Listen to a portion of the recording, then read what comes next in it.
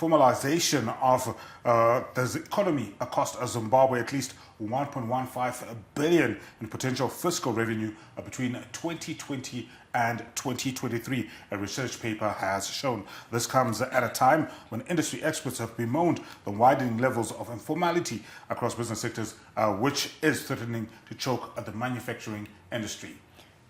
Presenting a research paper at the third edition of the Zimbabwe Economic Development Conference, ZCON, in Victoria Falls this week, titled The Fiscal Costs of Monetary and Exchange Rate Distortions in Zimbabwe, University of Zimbabwe researcher Mr. Kuren Pindiriri said the analysis suggests that informalization resulted in a loss of over $1 billion between 2020 and 2023.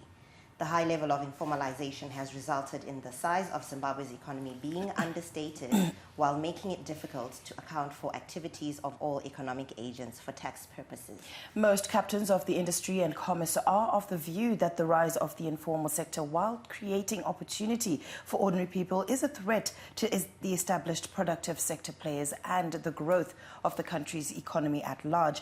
The trend is not unique to Zimbabwe as it cuts across Africa and beyond, in the process eroding the revenue base for governments, as most informal economy players are not tax compliant.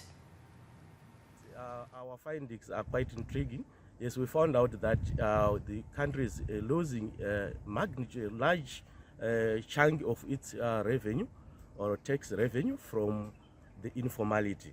Although there are some of the channels that actually are leading to high losses in terms of revenue. Yes, basically from the findings, you will find out that we are losing about 1.15 billion or in terms of tax revenue. And this loss is over the past 3 years only, right? Yes, what we can see is that, yes, the informality is some positive benefits in terms of creating employment, but actually it is leading to high losses or huge losses in terms of our tax revenue, right? And in addition to that, you can see the disparity in the exchange rate, the distortions in the exchange rate actually leading also to very high losses in terms of revenue collection. One of the losses, the channels is through overvalued exchange rate, and the other channel basically is through the lags we have in tax system. Right? Remember, we estimated this lag to be around 1.8 months, right?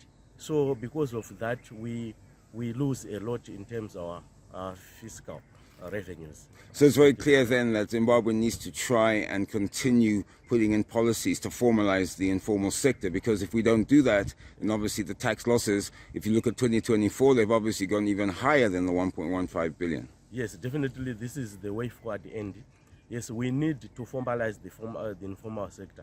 So whatever we are going to do, although the informal sector is actually employing about a large percentage of our population, we need to formalize it in order to make sure that we improve our revenue in the future. Dr. Pindiriri, thank you for talking to Morning Rush. Thank you, Andy.